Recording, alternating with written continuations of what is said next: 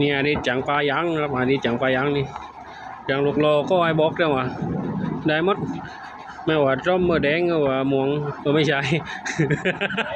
ว่าอย่างลูกโลก็ไอ้บอกเด็กก็ดันปลายางเลยนี่มาก้อนโยนในยางกับก็ไปปบโยนในยาง ก็ไปตามันก้อนเอายางquăngตัวไป cha vì cha tôi bỏ xuống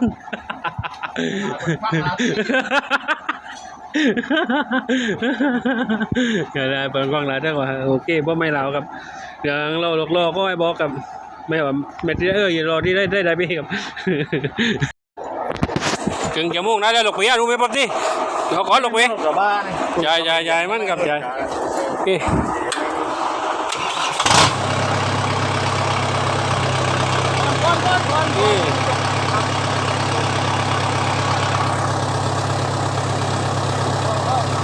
ได้ไหม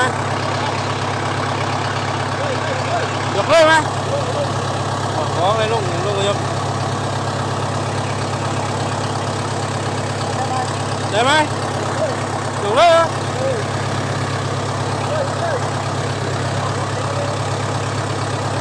ฮะ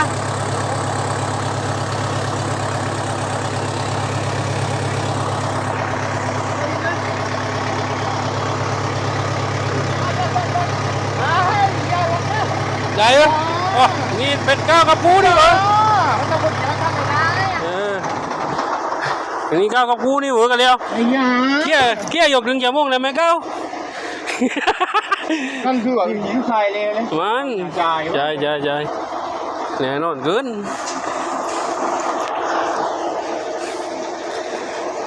เอาครับเรื่องดอกโลก็ไอ้บอก ร้อยจุดนี้คนตกก็ไม่ยุดเลยมาลองเซฟกับ